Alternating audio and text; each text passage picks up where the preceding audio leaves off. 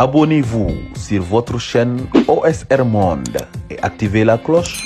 pour ne rater aucune de nos prochaines vidéos. Quand on est dans un pays normal, quand un ministre bu defee benn wax boo xam ne waru koo wax wala mu def ay erreurs yu monumentales dañ koy sanctionner moom mooy day présenter wu ay excuses de façon publique. Mais loolu rek du doy dans les pays développés dañ koy démir de ses fonctions dañ koy jëlee ci ay fonctions yi mu occupé woon parce que am na affaire yoo xam ne c'est extrêmement sensible à telle enseigne que on ne peut pas accepter qu'un ministre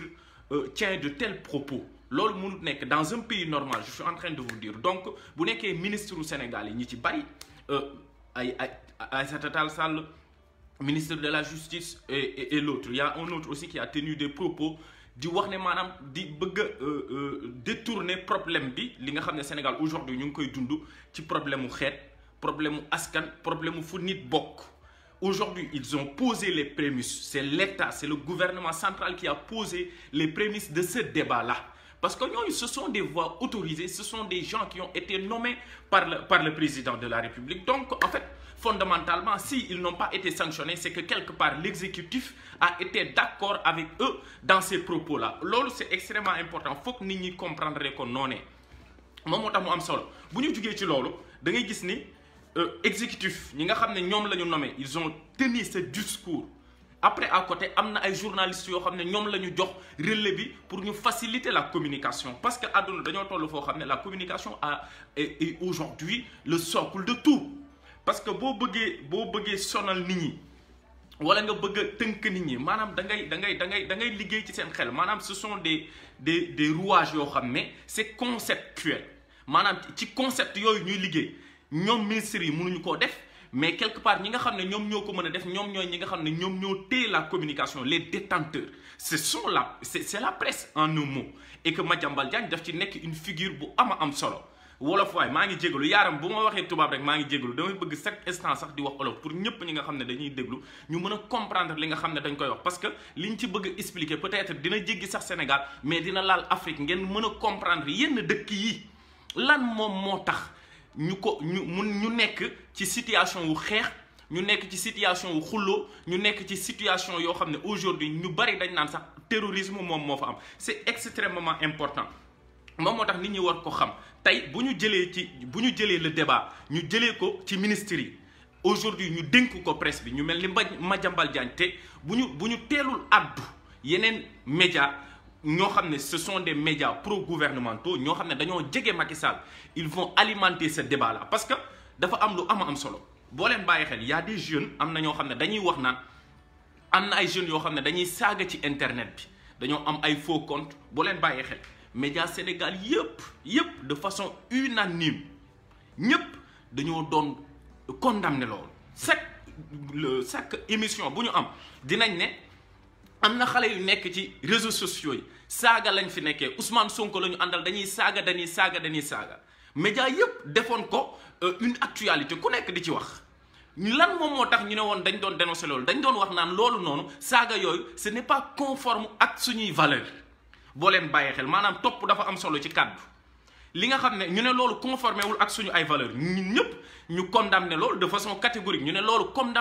conformé wul ak suñu ay valeurs ak suñu ay vertus ak suñu dëkk ni nga xam ne noonu lay doxee foofu ils ont pris leur responsabilité tey lan moom moo gën a ñàkk conforme ak suñuy valeurs lu dul maanaam ay ministre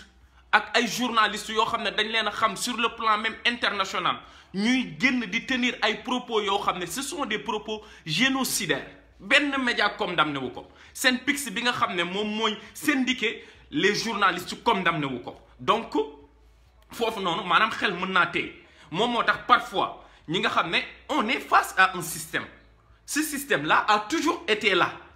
te boo xoolee système maanaam saa su nekk dafay am ñoo xam ne ñoom ñooy tënk la communication moom mooy les journalistes am na ay journalistes yoo xam ne on est dans une démocratie dans tous les cas chacun est libre far fu la neex mais nag ñi nga xam ne ñoom ñooy les remparts de la démocratie moom mooy les peuples. Parce que boo nekkee dans un peuple dans un pays boo xam ne ses assises morales sont pourries li Cheikh Anta Diop doon wax maanaam quelque part c'est le peuple qui ne doit pas abdiquer qui doit prendre ses responsabilités. Nan le peuple bi di prendre ses responsabilités c'est de pouvoir faire la pédagogie maanaam faire la pédagogie expliquer jàmm ñi ba ñu mën a comprendre lan moom moo nekk ci ginnaaw kàddu yi lan moom moo mën a nekk ci ginnaaw wax yi ñuy wax mais en réalité lan moom mooy mën a permettre citoyen bu ne maanaam boo déggee dëgg ak lu dul dëgg nga mën a distinguer liy dëgg ak li dul dëgg le vrai du faux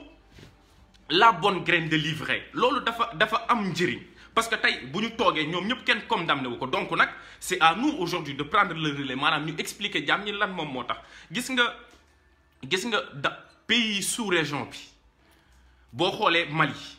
je vais vous donner dama leen di jox ay exemple ngeen xam bu baax li nga xam ne dama koy wax ci lan laa ko teg moom moo tax am na ay propos yoo xam ne surtout un régime qui est impopulaire régime bu mel ni régime Macky Sall dafa impopulaire sénégalais yépp ñu bari dañ ko tourner le dos aujourd'hui ñoom pour ñu conserver seen pouvoir bu nekkee dañ ko bëgg a conserver parce que on est au Sénégal on est en Afrique c'est tentant pour un régime impopulaire d'user de certains ci ay yenn méthodes yoo xam ne normalul pour maanaam maintenir les gens dans la domination mais aussi ñu maintenir seen pouvoir parce que on est en Afrique boo xoolee tey par exemple ce qui c'est li nga xam ne moom moo xew Centrafrique Sénégal dañuy wax xeet yi ñu ne les gens du sud ñi nga xam ne ñoom ñoo sant ay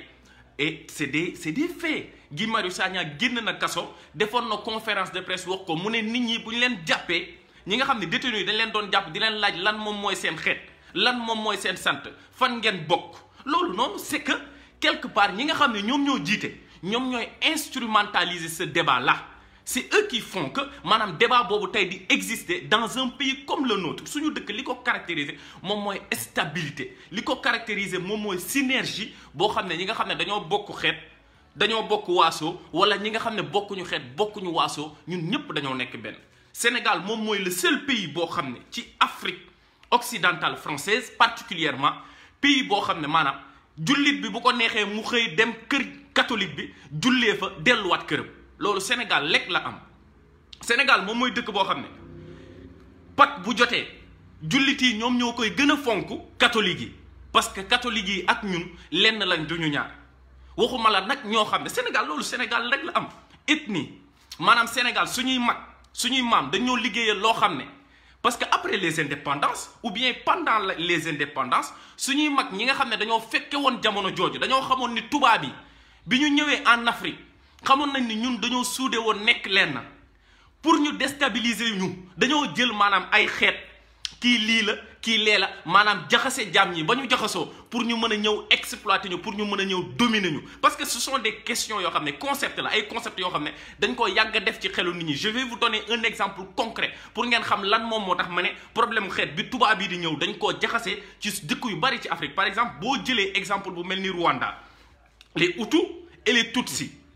les Hutus yi ak Tutsis yi maanaam ñaari xeet yu bokkut lañ bi Belge yi di ñëw Rwanda bi ñu leen di coloniser ci dañoo ñëw fekk benn xeet boo xam ne majoritairement ñoom ñoo ëpp am benn xeet boo xam ne ñoom ñooy la minorité xeet bi nga xam ne moom moo ci ëpp moom mooy les Tutsis majorité bi moom mooy minorité bi moom mooy les Hutus léegi Belge yi bi ñu xamee ne maanaam ñii benn dëkk la kenn mënu leen xàjjale ñu ne nañu dem ci li nga xam ne moom moo gën a sensible ñu jéem a jaxase loolu ñu dem ci Hutus yi naan leen yéen maanaam ñaan leen Tutsi yi ñoom ils sont d'une leur coefficient intellectuel maanaam seen xel ak yéen maanaam bokkoo leen ni ngeen di xalaate yéen a gën a mus ñee yéen par exemple naan leen yéen a ëpp dignité ñee yéen a gën a baax ñee yéen a gën a gore ñee fondamentalement Hutus yi maanaam loolu la ñu intégré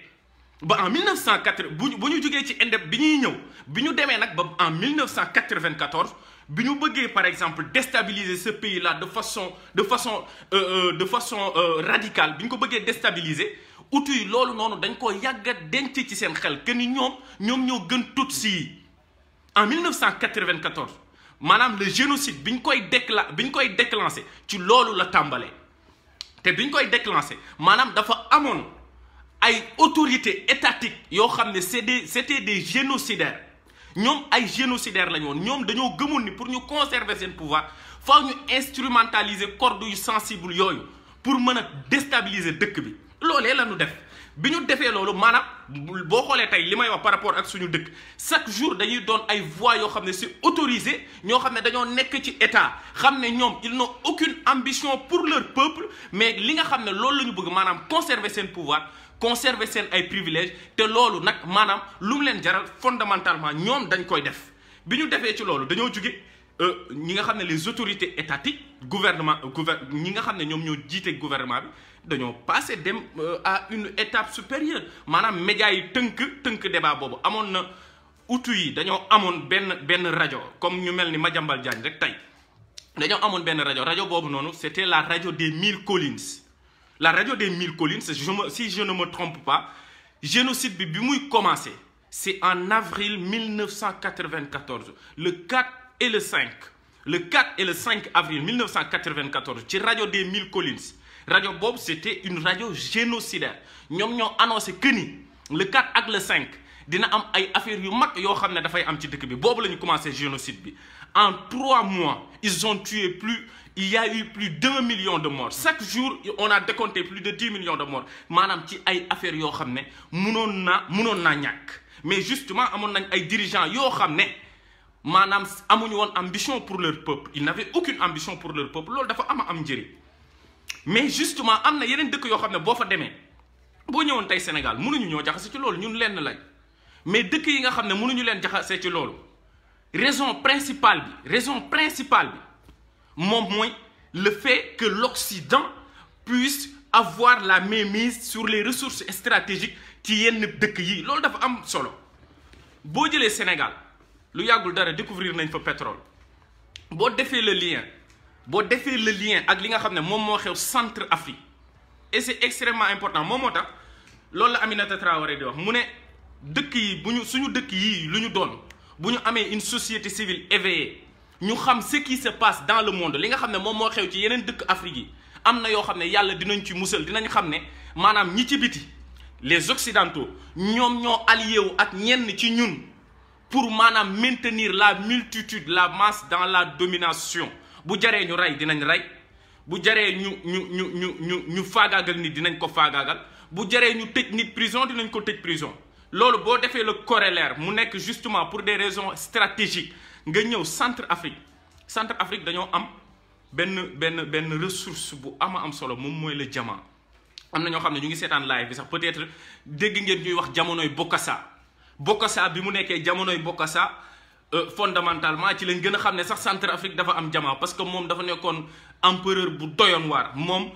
ak maanaam benn président en France ñu koy wax Valéry Giscard d'Estaing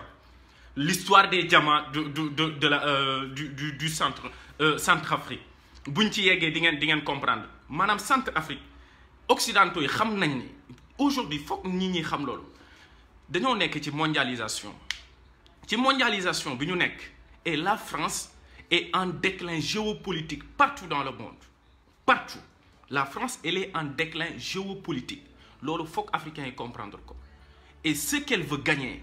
en termes de compétitivité li mu bëgg a am maanaam maintenir sa place dans le cercle des grands aux Nations Unies ak fépp ak maanaam permettre ay citoyens ñu dund bu mucc ayib maanaam cette bataille là elle se gagne en Afrique amuñu ressources naturelles amuñu dara amuñu uranium amuñu coltan amuñu cobalt amuñu pétrole amuñu dara amuñ ko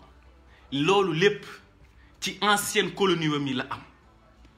kon France si elle veut exister dans le monde d'aujourd'hui faaw mu am domination ci pays africains yooyee lu am solo faaw mu am domination bu catégorique ci pays yooyu parce que tey ci monde bi ñu toll maanaam doon boobu moom mooy ñëw te Sénégal daf ci am solo parce que découvrir nañ ci pétrole boo xoolee tey bi ñu bëggee déstabiliser centre Afrique affaire bi dafa daggoon dañ koo war a moom ñoom maanaam dañoo jaxase ñooñu les Séléka moom mooy ñi nga xam ne obédience bi nga xam ne ay jullit lañ les anti-balaka ñoom ñooy catholiques yi ñu jaxase leen ñuy xeex seen biir boo leen fàttali ko en 2013 moom moo amoon cette guerre civile Seleka yi ak anti Balaka yi boobu la Seleka yi accédé woon au pouvoir à travers un coup d'état maanaam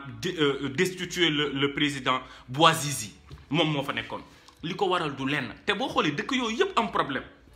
côté yi am problème yëpp côté yi ressources naturelles stratégiques yi nekk du mës a am problème et c'est extrêmement important fi ressources naturelles yi nga xam ne occidentaux yi dañuy ñëw di ko piller foofu du mës a am problème loolu ñëpp ko war a comprendre.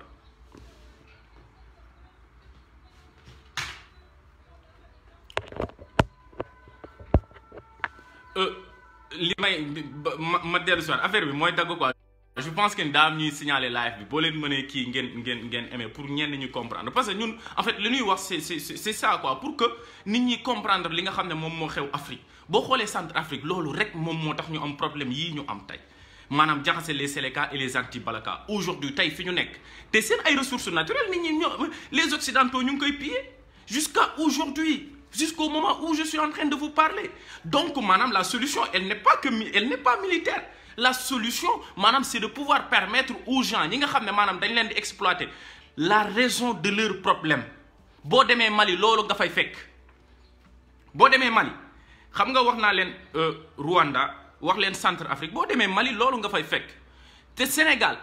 yàlla le Seigneur yàlla daf ñoo épargner boobu ba tey daf ñoo épargner mais épargner bi mu ñu épargner nekkul dañ ciy mucc ilaa yawmi diini abadan. lan moom moo tax nag ñu mën cee mucc ilaa yow mi diini abadan moom mooy ñu am ay nit ñoo xam ne ay citoyens yoo xam ne dañuy xam li xew ci àdduna bi jox naa leen Mali jox naa leen Centrafrique jox leen Rwanda boo xoolee li nga xam ne moom moo xew Mali dëkk yooyu yëpp dañoo am ay ressources naturelles stratégiques doo dégg benn dëkk bu amul ressources naturelles stratégiques buy am yenn problème yi ce que la France veut gagner aujourd'hui en termes de compétitivité loolu Afrique lañ koy amee suñu dëkk yi. Parce que aujourd'hui ñoom xam nga fan la ñu toll maanaam xam nañ ni tey la Chine ou bien les autres puissances émergentes dañoo am benn mainmise ci Afrique c'est ça qu'ils ont compris en 2010 bi ñuy accéder à la militarisation de la mondialisation dañoo xam ne maanaam Afrique fi ñu nekk seen jeunes yaa ngi commencé réveiller ñu ngi commencé yeew ñu ne maanaam bu ñu yeggati ci le système France-Afrique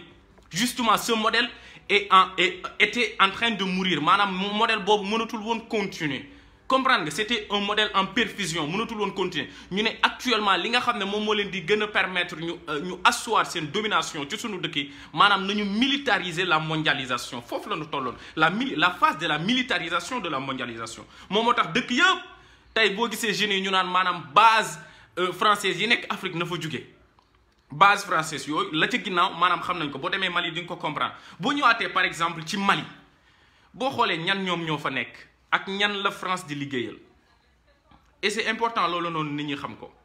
Mali en 2010 bi problème yi kiiwee y avait les rebelles Touareg maanaam rebelles yi bu leen ko jaawale ak terroristes yi dafa am ay rebelles Touareg yooyu ñoom ñooy le mouvement de la MNLA ñoom dañ ne dañoo bëgg am seen indépendance. tey en 2021 on a compris que maanaam rebelle Touareg yooyu France moom moo leen di jàppale pour ñu am seen indépendance on a balkanisé l'Afrique après les indépendances loolu la suñu mag ñi doon xeex maanaam Cheikh Anta Diop doon wax maanaam dañoo war a nekk un état fédéral parce que dëkk continent africain bu ñu nekkoon un état fédéral problème yii ñu am yépp duñ ko am mu ne dañoo war a nekk un état fédéral et que tubaab yi xamoon nañ ni pour ñu dominer ñu faaw ñu xaajale ñu maanaam la balkanisation de l'Afrique lañ doon wax à l'époque mais tey par exemple le MNLA les Touaregs les rebelles Touaregs bu ñu xaajoon Mali aujourd'hui dañuy accéder ci benn phase hyper balkanisation du continent et que tey tous les dirigeants véreux xam nañ ni maanaam bu ñu muusul tuuti maanaam dinañ gën a xaajale waat Afrique loolu moom moo tax hyper balkanisation boobu les dirigeants maliens l'ont compris maanaam moom moo tax ñu bañal maanaam indépendance les rebelles Touaregs aujourd'hui lorsque les blancs la France le couple franco-britannique bi ñu déstabiliser la Libye en 2011 parce que problème yi foofu la jógee c'est eux qui nous ont amené à porter tous ces déboires que nous rencontrons au nord du Mali problème yooyu noonu Maliens yi di rencontrer ñoom ñoo ko andi bi ñu déstabiliser la Libye au nom de leur démocratie ñu ne ñoom seen démocratie Kadhafi ñu ne ñoom dictateur la ci ñoom parce que on est dans un monde boo xam ne maanaam ñun les Africains il y a qu'un seul modèle maanaam joxuñu ñu maanaam xel cette responsabilité pour ñun ñu mën a xalaat maanaam des questions de la démocratie les questions de la bonne gouvernance tout cela ça se décide en Occident ñoom ñoo xam kan moom mooy démocrate ñoom ñoo xam kan moom mooy républicain ñoom ñoo xam lan moom mooy la république ñoom ñoo xam lan moom mooy la civilisation yéen les Africains ce qu'on vous demande c'est d'organiser des élections organiser leen ay élections ngeen xool kenn koo xam ne moom ngeen fay teg les questions stratégiques fondamentales tubaab yi ñoom ñoo koy xalaat à notre place loolu dafa war a jeex yaaram loolu dafa war a jeex boo leen gisee la cour pénale internationale boo ñëwaatee ci loolu elle excelle bokk ci tëj ay dirigeants nit ñu ñuul kese musoo leen gis dirigeant wu tubaab ñu tëj ko fa te on a sait ce que François nu mu tuddati Nicolas Sarkozy ak David Cameron li ñu def en Libye il y a eu loolu laa leen doon wax l'autre fois le parlement britannique maanaam dafa épinglé David Cameron ne ko yow yaa dem Libye taal ko il y a eu un rapport le rapport Chilcot ne ko yónni wuñ la fa yow yaa fa dem taal ko au nom de leur démocratie mais justement il y a eu des milliers et des milliers de morts et que tey Mali lii nuy dund tey loolu moom moo tax parce que quand ils ont commis quand même ce mal à expier en Libye bi ñu ko defee ba pare mais Libye dafa xar ñaar tey boo xoolee Libyens yi li ñuy dund beneen affaire la Libye bi mu xawee ñaar y a le général Haftar qui est parti dans la côté bi nga xam ne maanaam Mali fa la nekk mais ñooñu noonu ñoom ñoo dugg biir Mali moom moo tax aujourd'hui Mali am ay terroristes le Mali est divisé en deux tiers de son territoire du territoire malien est occupé par ces forces occultes Mali maanaam li mu téye tey ci ay frontières li mu moom tey ci dëkkam li ci ëpp maanaam rebelles yi ak terroristes yi ñoom ñoo ko gérer te côté bi ñu nekk foofu la foofu la seen ressources naturelles stratégiques yi nekk donc il faut que africains yi comprendre loolu bu ñu ko comprendre loolu rek suñu dëkk yi nga xam ne maanaam yàlla xañuñu dara ñàkkuñ dara maanaam chaque jour dañuy continuer ci domination boobu moom moo tax par exemple propos yii ñoom Madiambal ak ñeneen di tenir maanaam c'est dans ce sens là ngeen ko war a comprendre parce que aujourd'hui tey fi Sénégal toll d'ici quelques années trouvé nañ fa pétrole bi ñu fa trouvé bu ñu amee une gestion vertueuse day mën a permettre ñëpp ñu am dund boo xam ne dafa mucc ayib gis nga tout se passe à travers la politique changement ci politique lay jaar loolu foog africains yi comprendre ko maanaam ñun dañoo war a toll ci niveau boo xam ne dañuy démystifier la politique depuis l'antiquité grecque maanaam politique du dara lu dul permettre jàmm ñi ñu am dund boo xam ne dafa mucc ayib kon nag la vie de la cité loolu li koy structuré moom mooy la politique foog nit ñi comprendre données yooyu noonu boo nekkee ci dëkk boo xam ne sa santé doo ko décider sa éducation doo ko décider sa dara doo ko décider lu stratégique les services sociaux de base loo xam ne maanaam tubaab yi ñoom ñoo la koy décider ñoom li leen ñor moom mooy nan la ñuy maintenir l'Afrique dans le larbinisme ñoom li leen ñor moom mooy nan la ñuy maintenir l'Afrique ñuy quémander une aide loolu rek moom moo leen ñor l'aide au développement ça apaise la conscience des pays riches mais quelque part ça maintient les pays pauvres dans la dépendance la plus absolue loolu la africains yi war a comprendre maanaam gis nga Gelwaar daf ko doon wax loxo boo xam ne dafa tàmm tàllal may ma ci lay dëkk on est au 21e siècle Maulana Cheikh Al Ibrahim daf ko doon wax mu ne dañoo dépassé ère boo xam ne peuples yi étrangers yi ñoom ñoo leen di diriger les peuples africains particulièrement mu ne ère boobu dañ koo dépassé Maulana Cheikh Al Ibrahim loolu la doon wax mu ne l'Afrique aux Africains mu ne aujourd'hui tey fi nu toll saa yi ratan mu ne maanaam ku comprendre dëgg c'est l'ère du patriotisme c'est l'ère de la liberté et c'est l'ère des mouvements de revendication maanaam yoo xam ne dañuy taxaw maanaam xeexal seen askan moom moo tax le travail que Guy Marius Sagna est en train de faire bu ñu ko dépassionné dëgg bu ñu jox raison Senghor daf doon wax moom mu ne la raison elle est hellène l'émotion est nègre loolu tey dañoo war a jóge ci cadre émotion Guy Marius Sagna li mu wax dafa détecter anomalie yi nga xam ne dafa nekk ci benn système teg ko li ci ëpp njëriñ moom mooy la mu wax bu ñu dem ci émotion Guy Marius Sagna la mu wax nan lañ ci apporter ay solutions yu mucc ayib nit ñi dañoo war a toll foo xam ne dañ naan plus jamais ça loolu moom moo am njëriñ. Dans la vie, il faut être proactif maanaam nan la ñuy jëlee curseur bi déplacé ko maanaam plus jamais ça loolu la ñu war a wax mais nekkul Guy Marius Sagna jàmbaar la jàmbaar teem wan na ko ñëpp xam nañ ko loolu kenn dutewu ci mais le plus jamais ça maanaam looloo war a doon tey suñu attitude bu ñuy apporter maanaam comment nan la ñuy permettre jàmm ñëpp ñu am dund yoo xam ne dafa mucc ayib li Guy Marius Sagna di dénoncer ñu bañ koo gisate loolu nag li ñuy permettre ñu mooy ko moom mooy ñu am suñu souveraineté loolu lu ñuy permettre ñu am ko moom mooy ñu am ay dirigeants yoo xam ne dañuy am lien ak seen ay société loolu li tax ñu am ko dañuy am ay représentants yoo xam ne dans toutes les instances de décision ñu am maanaam la conscience de Guy Marius Sagna c'est-à-dire foofu la ñu war a déplacer le débat bu ñu am justement benn Guy Marius Sagna yaa ñu gën Guy Marius Sagna ñu ngi lay gërëm aujourd'hui Guy Marius Sagna on ne libère pas un peuple chaque jour mu wax leen ko waa ji beneen dimension la sama benn xarit démb dafa ma doon wax ci politique gi wala ci affaire état Guy Marius Sagna mooy borom jamono beneen dimension la gis nga mag ñi jàng am culture révolutionnaire yépp maanaam ci daf ko doon wax daf doon wax naan on ne libère pas un peuple il se libère mais nag am na benn phase boo xam ne bu ñu fa tollee Guy Marius Sagna il est en train de préparer le corps social aujourd'hui dañuy identifier seen bopp à travers la personne de Guy Marius Sagna boo xoolee tey maanaam ñëpp ni ñu nangulee que ni maanaam Sénégal amut indépendance am maanaam li ñuy taxaw naan dañoo war a amaat suñu souveraineté ba doomu réew di tabax réew loolu tey ñi nga xam ne ñoom ñoo koy représenter dëgg ñoom ñoo ko jëmmal nekkuñu ci ñi ñu jiite. Et aujourd'hui la pensée elle est en mouvement la société africaine elle est en mouvement c'est le moment de rompre paradoxalement avec le paradigme qui a été là loolu dafa am njëriñ maanaam paradigme bi fi nekkoon. baaxatul dañ ko war a changer changement bi nag moom mooy comprendre lan moom moo xew en Afrique on n'aide pas les gens duñu aider nit ñi pour ñu xam la cause de leur souffrance li nga xam ne moom moo tax ñuy souffrir on n'aide pas les gens à ce que ñu comprendre ko justement dañuy xool problème am na rek ñu andi benn solution bu ndaw ñu ne nañ ko lijjantee nii régler ko de façon très naturelle de façon à l'amiable après ñu dem non on doit aider les gens pour ñu xam lan moom mooy les causes de leurs problèmes des gens qui nous avaient soumis dans le régime de au régime de l'esclavage ñu jógee ci esclavage ñu yóbbu ñu colonisation est-ce que aujourd'hui ñoom dinañu permettre ñu accéder à une croissance de quelque manière que ce soit amut développement maanaam li Thomas Sankara doon wax dëgg la maanaam bu ñu ko xamee c'est l'Africain qui doit aider l'Afrique bu ñu ko xamee rek noppalu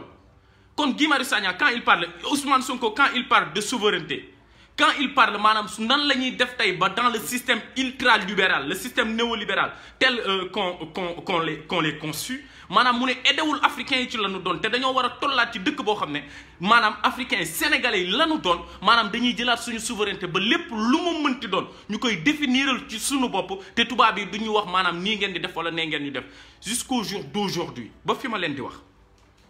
levier yi ñu teg yépp muy Banque mondiale institution internationale yi FMI muy club des investisseurs de Paris muy doing business muy genre affaire yooyu yëpp c'est des institutions impérialistes quand je vois ñu ne non ñii ñoo ñuy classé mais nañu xool suñuy jàng ñoom ñoo koy définir suñu santé ñoom ñoo koy définir lépp ñoom ñoo koy suñu ay politique publique ñoom ñoo koy définir boo xoolee tey li gën a cynique moom mooy maanaam budgétaire bi 1200 au minimum def nañ ci 1200 milliards boo jëlee budget agriculture boo jëlee budget santé boo jëlee budget élevage boo jëlee budget éducation mais li ñu def ci terre bi moom moo ko ëpp comment ces peuples sont en fait nan la ñu mën a aspirer à un mais mënuñoo aspirer à aucune forme de changement te mënuñoo am li nga xam ne moom moo gën ci ñun ñu koy définiral suñu bopp loolu jàmm ñi dañ ko war a xam et que tey maanaam dañoo tënk suñu dëkk yi ci benn côté boo xam ne ak ci benn tolluwaay boo xam ne. Abonnez-vous sur votre chaîne OSR Monde et activez la cloche pour ne rater aucune de nos prochaines vidéos.